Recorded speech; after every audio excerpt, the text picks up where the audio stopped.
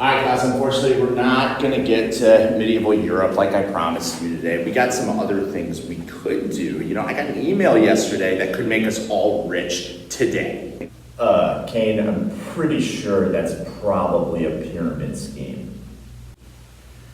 No, it's not a pyramid scheme. I'll even show you. Look, so the guy who emailed me and one other guy, okay? And together, we're each supposed to get some other people. 3 people each, okay? That would be 3 of you, okay? And then you would each get 3 people.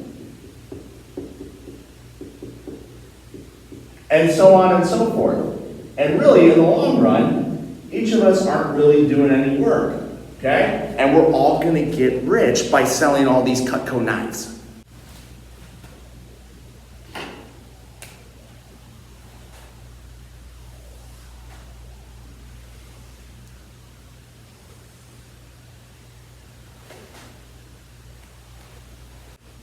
Huh.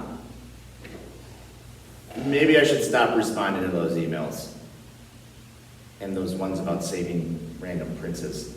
Anyways, let's talk about another pyramid scheme today. The original one, feudalism. Let's go.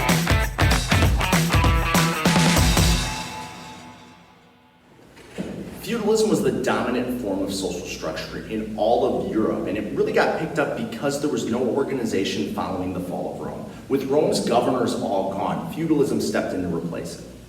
In its simplest sense, feudalism is a system where lords divide up their land among lesser lords in exchange for service and a portion of what they produce. These pieces of land were called fiefs, and they were given by kings to different members of the nobility, typically called lords.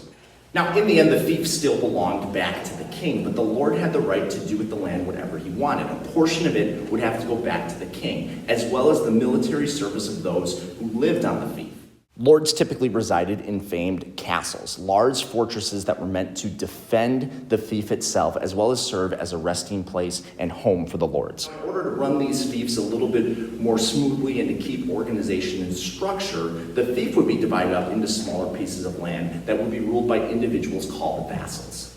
Many of these vassals were also knights, mounted elite warriors who would lead the armies of the fiefs and ensure their protection and service back to the lords and back to the king.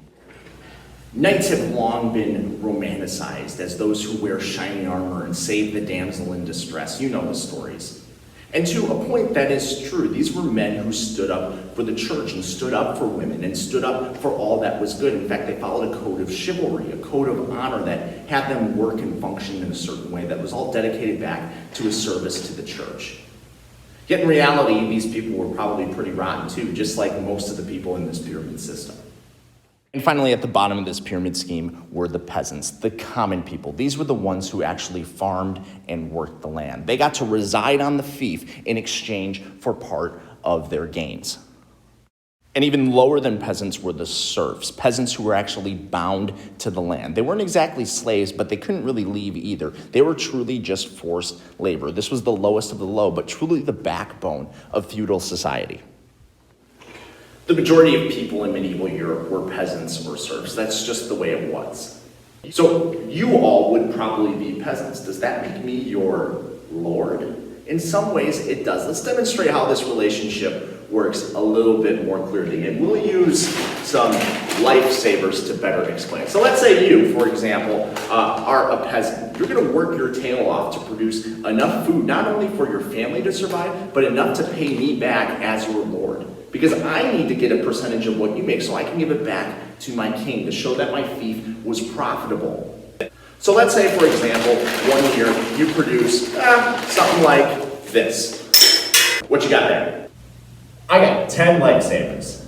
10 lifesavers. That's a pretty good harvest. Meet Jimmy. He's a happy peasant because he produced 10 lifesavers. I'm very proud of what I worked for. As you should be, Jimmy. And I get to keep everything I made, right? Of course not. Those aren't yours. Oh. I'm going to have to collect a certain amount in order to satisfy my debt to the king. All right, tax season has come around. In order to satisfy your debt and my debt to the king, I'm going to take half of what you made. Throw in the fact that I'm also going to take away 2 in order to satisfy your debt to the church so that you can pay for the sacraments and succeed in the penitential cycle. That is everything you are going to be losing. So you have 2 left. This is Jimmy. He just realized what it means to be a peasant. How am I supposed to feed my family with this? Oh, you're not. You're all going to die. Oh, I don't like feudalism. Feudalism's unfair. You're right, Jimmy, but life isn't fair either. If you don't farm, you'll get kicked off of the fief. I guess I'll have to farm again next year. Now you're getting it? And again, 10 lifesavers was a pretty plentiful harvest. Imagine if you didn't have that plentiful of a harvest, and you had to contribute more than you actually saved. Well, if that's the case, guess who's not eating? Me as the Lord, I'm certainly still going to eat, but you don't. That's what it's like to be a serf, and that's what it's like to live in a feudal system. Let me just summarize everything I just said. Serfdom sucks. All right, so let's summarize how this all works together in the feudal system, which truly is a pyramid. You've got the king who would divide up all of his lands again into fiefs. And these fiefs would be given and controlled by the nobility. They can do whatever they want with that land, but remember, whatever they produce ends up going back to the king.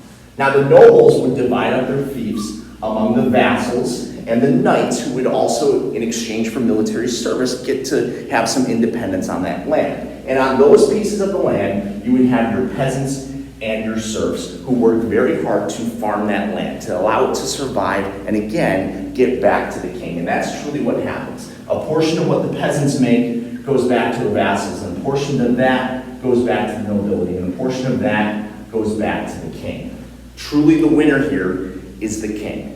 He gets the largest portion.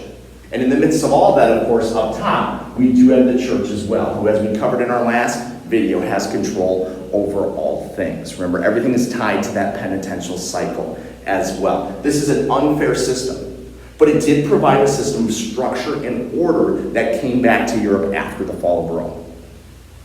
A top-down system. Those up top make more than the rest. Right? The nobility gets success off the backs of the peasants. So it's great if you're a noble. It's awful if you are a peasant. But it does provide an element of social structure at a time when things were so chaotic and so unclear after the fall of Rome that brought Europe back together.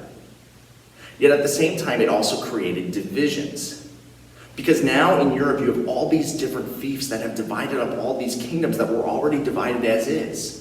And now the different fiefs will fight each other to grow themselves and protect their own interests. So within England, for example, you're going to have different fiefs that are fighting each other. They're all English people, but because they're united based on their fiefs, they'll fight even though they're ruled by one king. That's going to cause a number of different problems throughout Europe. It's going to create small regional kingdoms that are never really powerful enough to sustain themselves. It's also going to create crises of loyalty. Who does one serve? What binds them together? There will be confusion over that. Now, it will take something to unite all these Europeans back together. An even bigger crisis that causes all of these individuals to set aside their feudal difference, to stop feuding. Yeah, that's where the word comes from. But for most of the Middle Ages, most of the Dark Ages, there is nothing that unites. It only separates. In many ways, it's like what we once talked about with the ancient Greeks during the time of the Peloponnesian Wars. The differences of the Greek polis city-states caused them to fall apart, and it left them exposed and allowed Alexander to come in and conquer them.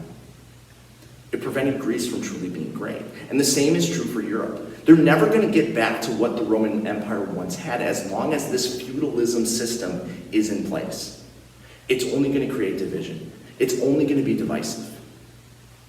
Yet eventually something is going to cause all of these Europeans to put aside their feudal differences.